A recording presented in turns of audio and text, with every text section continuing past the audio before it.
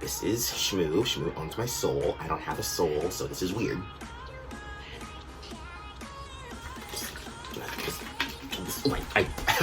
I dropped the lid. I picked it up. Drink. Electrolytes.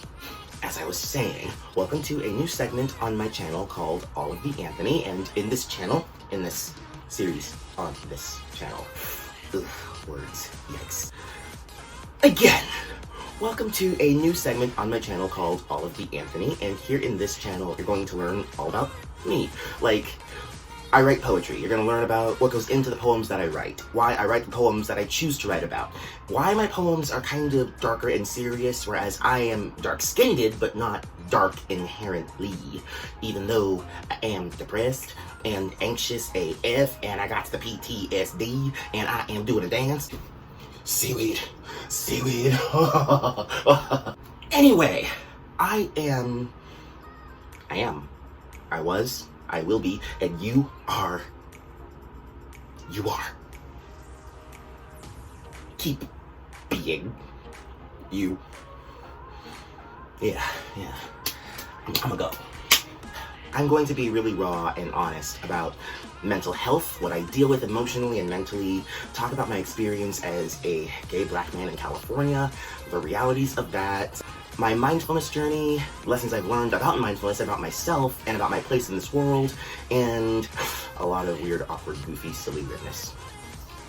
Yeah, it's that kind of show. We're gonna have real talk, lots of real talk, but in a comfortable, awkward, dorky, quirky manner, because why should life be taken seriously in a way that's serious all the time? Did that make sense? I don't know.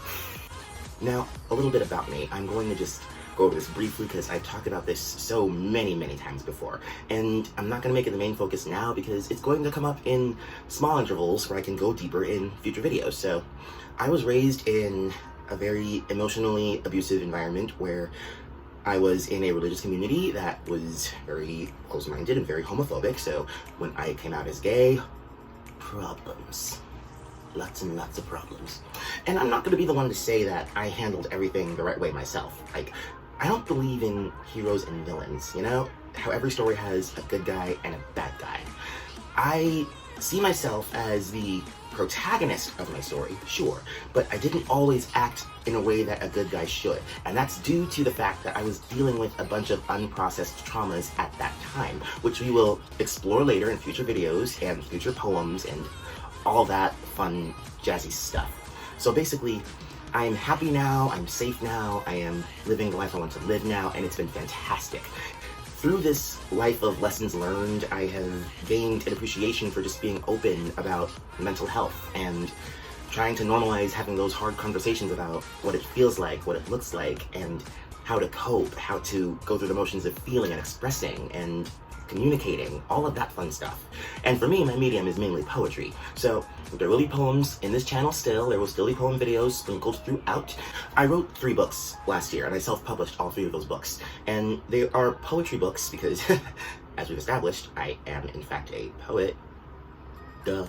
I got chills, they're multiplying, and I'm losing control of this power you're supplying. It's electrifying! I fell. I wrote my poems initially as a means of emotional escape. My environment that I grew up in was not an emotionally healthy one for me, and I was not emotionally safe. I was very deeply closeted and miserable, and I had no idea how to express myself in the environment that I was living in. There was a lot of very rampant homophobia there, and in the religious community that I came from, and I had no idea how to openly talk about myself. And so I turned to poetry.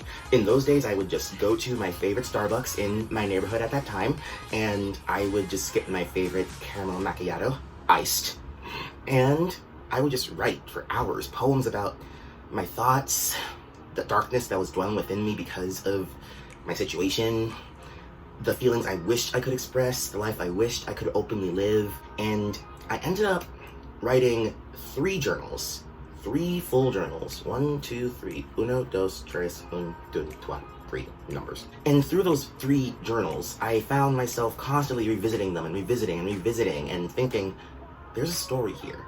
There's words that I want to express and that I want to share, but I can't in a way that's normal. At that time, At that time, I couldn't express it in a way that was normal. What is normal anyway? I don't know. I ain't it. And so, oop. My mini fridge, she's like right back there behind me. And so, I ended up convincing myself that I wanted to be a published poet. I loved writing poetry. It was my passion. It still is my passion, but back then, I was still coming to terms with it, I wasn't allowed to have very much going for me. And so, doing this for myself was a huge step at that time to make that decision. And so I took my first journal and I looked at the poems that I wrote. I went over some edits because in the time between when I first wrote it and when I decided to publish it last year, I was in a very different mindset. Very different. And I decided to update some of my poems accordingly to reflect my current mindset, as well as keep some poems the same to reflect my then mindset, to kind of show a process of growth through my poetry. And then I also added some brand new poems even to express my then mindset in an even fresher perspective, because I was homeless during that period of time. Initially, I found a home, as you can see behind me right now, but I was very much homeless during those days, and a lot of poetry got written. A lot. I had no one to talk to. I had friends, sure, but I had no companions to keep myself sane and stable. Hashtag sane. I had Alonzo. Alonzo was my buddy in my truck at that time. I would sleep in my truck, and I had Alonzo as my passenger. He kept me company. He kept me hashtag sane. But he's not much of a talker. He's a great listener, but not much of a talker. But he's great. Mwah. I just yeeted Alonzo. I am so sorry. When I finally published my first poetry book, and when it was released, and when I first held it in my hands, that was such a monumental moment where I was just thinking, you know what, wow, these are my words. This is my life being reflected. This is my truth being expressed in a way that's healthy for me. And whether or not people chose to buy it and read it, I didn't even care. I was just happy to have followed through on my passion project. And that led to using my other 2 journals as my remaining 2 books in that whole series. And those poetry books ended up telling a poetic narrative version of my mental health journey via being closeted, coming out, being homeless, and finding myself in my new place. Now I'm not out of the woods. Lots of therapy, lots of therapy later, which is still ongoing, mind you, and lots of other mindfulness work that I'm making myself do, that I'm committing myself to, that I've been committed to doing. This is not like something I'm doing just now on the fly. I've been doing the work for a long time now. But bottom line, I have my smile back. I have my life back. I've learned from a lot of very terrible mistakes that I've made while kind of leaning on my traumas a bit. Sometimes the trauma and the darkness becomes familiar, like a best friend who's always around. And through that, you can kind of find yourself making choices that aren't really savory, but you don't always realize it in the moment because it feels so natural and so normal. But the great thing is, life is full of learning, and I am so happy and honored to say that I have learned, and I'm still learning because I'm still living, and that's such a great thing, No one has it all figured out. I sure as hell don't. I might act like it a lot, but I don't. So yeah, I don't know what else to talk about. That was just a brief overview about the poems that started my journey with poetry and mental health, and the rest of this video series will focus on more specific things about being gay, being black, being gay and black simultaneously, and how my mental health was impacted by my race and by my sexual orientation and by my homelessness and all of these wonderful, chaotic things. It's hot in here, okay? So yeah, this is all of the Anthony. This is gonna be weird. It's gonna be great. It's gonna be me and Alonzo together tag teaming this. We're gonna talk about things together. I'm gonna do all the talking. He's going to listen unless he decides to say something while I'm recording. He might off camera. He might really say something off camera. He's kind of alive. I smell like a human. Not good.